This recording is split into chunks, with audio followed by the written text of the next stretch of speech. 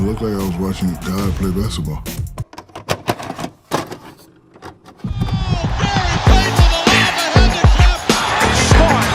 Hey guys, this is Dominique Wilkins. Hey, this is Sean Kemp. This is Gary Payton. Hey, this is Pau Gasol. NBA fans, what's up? This is Vince Carter here. Hey, what's up? This is Matt Barnes. If you're an old school NBA fan like I am, make sure you check out the Basketball Time Machine with my man Sean David. Hello and good day to you all. How's it going? My name is Sean David and I welcome you back to the Basketball Time Machine, your weekly dose of old school NBA basketball. In today's episode, I want to take a look at what NBA legends have to say about Mahmoud Abdul Rauf, formerly known as Chris Jackson.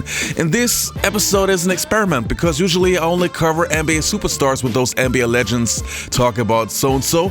So I want to see if the lesser known players also are interesting to you guys. So let's see what comes out.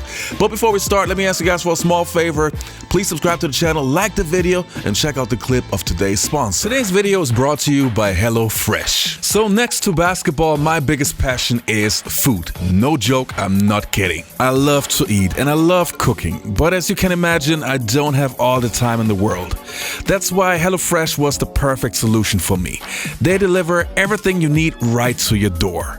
HelloFresh has meals covered with a weekly selection of 30 plus recipes and 70 plus convenience items. Enjoy fall's freshest flavors. Every HelloFresh recipe includes rib, just picked produce that travels from the farm to your door in less than a week. HelloFresh offers veggie, pescatarian, and fit and wholesome meals to fit your needs. Seriously, you'd be surprised how easy and how delicious those meals are. They explain perfectly how to do it. I personally started to cook a lot more and my family just loves it. Go to HelloFresh.com and use code BTM65 for 65% off plus free shipping. HelloFresh.com.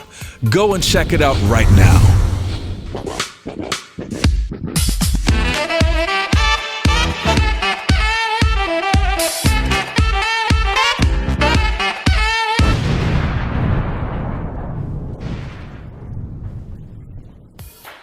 Now the first player's opinion that I want to take a look at is from Jalen Rose, who played alongside Mahmoud Abdul Rauf in the mid-1990s when they were both playing for the Denver Nuggets. Let's take a look. Let me tell you one of the things I did like about being in Denver, playing with Mahmoud Abdul Rauf.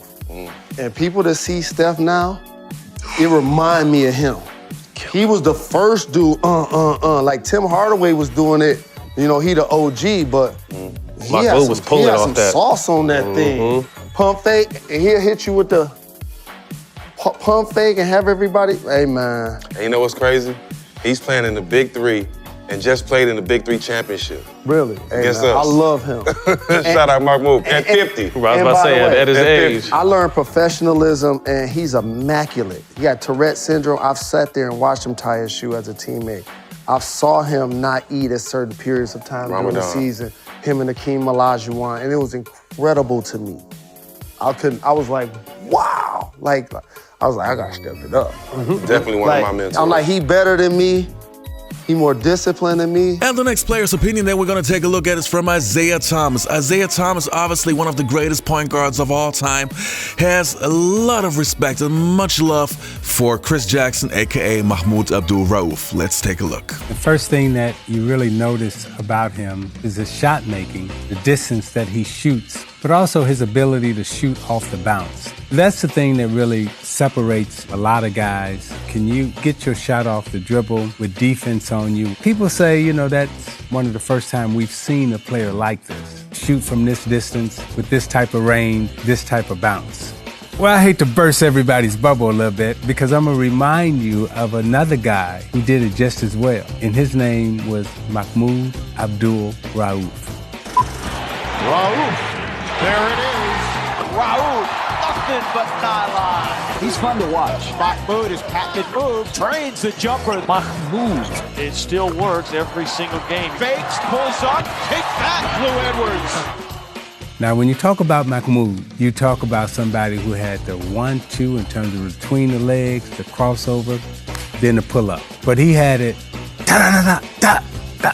all kinds of ways. It was difficult to guard Mahmoud because his off-the-bounce dribble was so tight, and then it was so quick, and then he had a shot fake built into it. It was a 1-2 fake, let you go by, then knock it down, and then it was a 1-2 shot, and all of it was like in the same cadence and same rhythm. It's like a great pitcher throwing a fastball, and then he gives you the changeup with the same motion, and you way out in front of the pitch. You know, instead of the pitch coming 100 miles an hour, now it's coming 82. Well, that was Mahmoud. Mahmoud's shot would be 100, and then and now it's 82, and you flying by, and he looking at you, and you going, pow.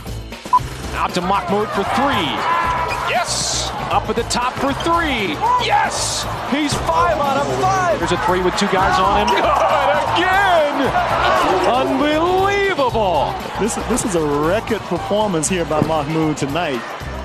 So Mahmoud is playing against John Stockton, one of the greatest guards to ever play, and Mahmoud gives Stockton 51. 51. Unbelievable. That's how great a shooter he was. As a black young man, as an athlete, we're taught to stay in a box. I don't know how many people give him enough credit for his style of play. To watch him have Tourette syndrome and still destroy the best players in the league. I had no chance against Mahmoud. It looked like I was watching God play basketball.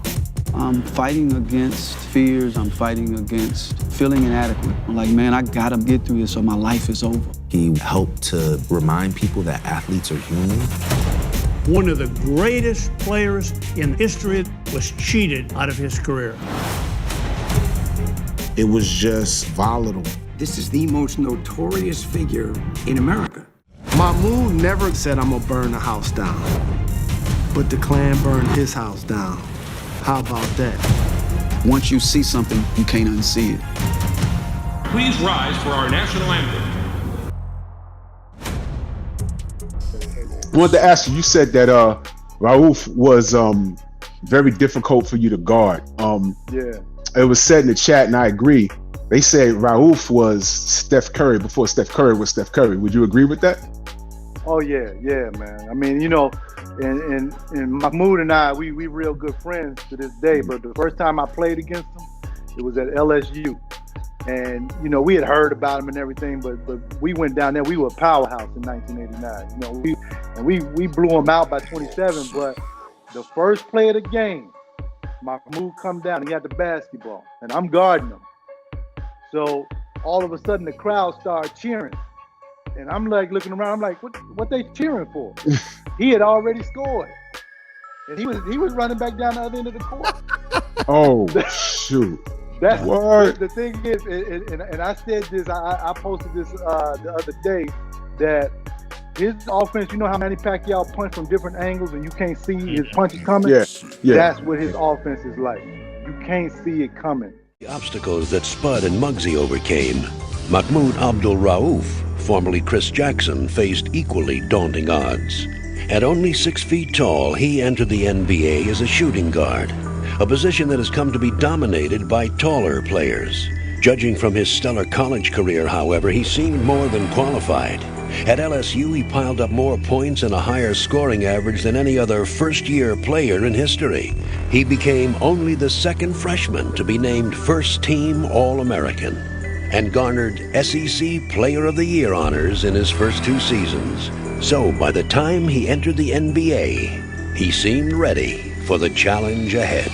With the 3rd pick in the 1990 NBA draft, the Denver Nuggets select Chris Jackson from LSU. You know, this is like a dream come true, and I'm just glad that they picked me, and I'm gonna do whatever I can to please them.